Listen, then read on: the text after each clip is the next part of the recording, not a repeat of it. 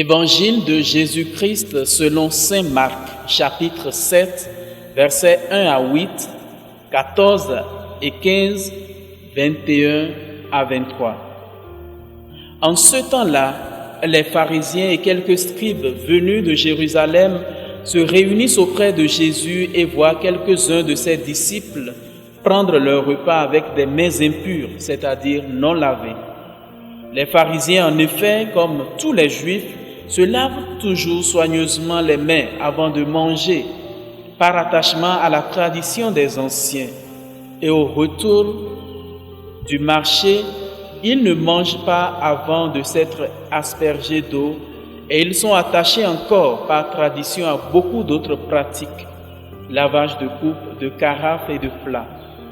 Alors les pharisiens et les scribes demandèrent à Jésus: pourquoi tes disciples ne suivent-ils pas la tradition des anciens? Ils prennent leur repas avec des mains impures.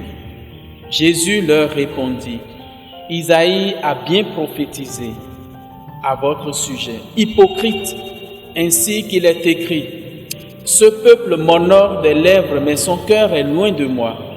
C'est en vain qu'ils me rendent un culte. Les doctrines qu'ils enseignent ne sont que des préceptes humains. Vous aussi, vous laissez de côté le commandement de Dieu pour vous attacher à la tradition des hommes. Appelant de nouveau la foule, il lui disait: écoutez-moi tous et comprenez bien, rien de ce qui est extérieur à l'homme et qui entre en lui ne peut le rendre impur, mais ce qui sort de l'homme, voilà ce qui rend l'homme impur. Il disait encore à ses disciples, à l'écart de la foule: c'est du dedans, du cœur de l'homme, que sortent les pensées perverses, inconduites, vol, meurtre, adultère, cupidité, méchanceté, fraude, débauche, envie, diffamation, orgueil et démesure. Tout cela vient du dedans et rend l'homme impur. Acclamons la parole de Dieu.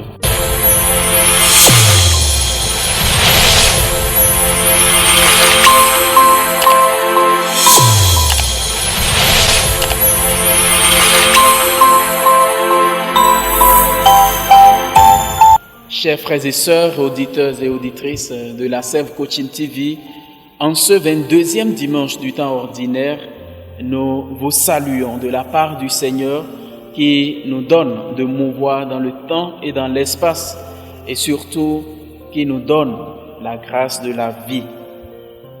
En ce dimanche, chacun de nous peut rendre grâce à Dieu parce que Jésus continue de nous enseigner. Et dans le passage de ce jour, nous pourrions dire autre temps, autre mœurs. En fait, les disciples de Jésus sont accusés parce qu'ils ne se sont pas lavés les mains avant de prendre leur repas.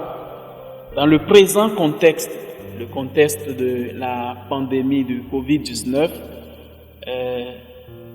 nous sommes habitués à nous laver les mains avant toute activité, à ne même pas nous saluer. Voilà. Et cela pour sauvegarder la santé des uns des autres. C'est bien que nous continuions à observer ces gestes pour préserver la santé des uns et des autres. Mais dans ce passage, le fondamental n'est pas l'extérieur, mais c'est l'intérieur, l'intériorité de l'homme. C'est là la source du péché. Et donc, nous devons nous interroger en ce dimanche sur la source du péché. Et tout le combat se mène à l'intérieur de l'homme. C'est le combat de tous les jours, c'est le combat même, je dirais, le plus difficile. Le combat le plus facile, c'est de prendre les armes, de pointer cela sur les autres, de les tuer ou de les détruire. Ça, c'est un combat facile. Mais le combat qui implique la violence sur soi-même, qui implique une remise en cause perpétuelle et intérieure, c'est le combat le plus dur et le plus difficile, mais qui doit être opéré, qui doit être mené regardez tous ces mots que Jésus vient de citer dans l'Évangile. Vol, inconduite, meurtre, adultère, cupidité, méchanceté, fraude, débauche, envie, diffamation, orgueil et démesure. Tous ces mots se constatent encore dans nos sociétés. Dans les clivages sociaux, nous pouvons les observer. Les auteurs ne sont pas des extraterrestres, ce sont des hommes et des femmes comme nous, des hommes et des femmes d'aujourd'hui. Et donc, le mal n'est pas hors de nous, il est en nous. Et voilà pourquoi Jésus s'attaque à la racine du mal, qui est le cœur de l'homme. Le cœur de l'homme d'où tout provient. Le cœur de l'homme qui est à convertir. En effet, si aujourd'hui des gestes, des lois sont votés pour lutter contre le vol, la corruption, les détournements et toutes les formes de déviation sociale, c'est bien. Sauf que il ne faudrait pas s'attaquer au mal extérieur. C'est l'homme qui est à convertir, c'est l'homme qui est à éduquer. Sinon, ce sera pour un temps et peut-être la moitié d'un autre. Et cela reviendrait à la case départ. La peur du gendarme, dit-on, est le commencement de la sagesse. Mais la sagesse devrait se cultiver pour que chacun n'ait plus peur du gendarme, mais ait confiance en sa présence parce que le gendarme est là pour notre sécurité. Oui, chers frères et sœurs, en écoutant ce passage, chacun de nous doit se remettre en cause et demander au Seigneur la grâce, non pas d'abord de convertir les autres, mais de se convertir lui-même.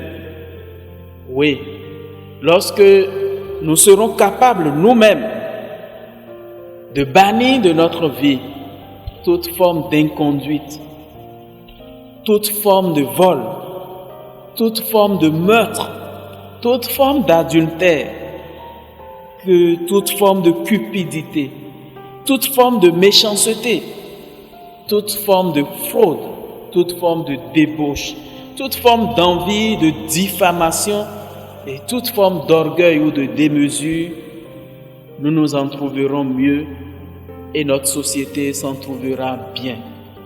Que le Seigneur lui-même nous donne cette grâce aujourd'hui et que sa grâce continue de changer les cœurs pour un monde plus digne, pour un monde plus beau, pour un monde plus saint. Le Seigneur soit avec vous.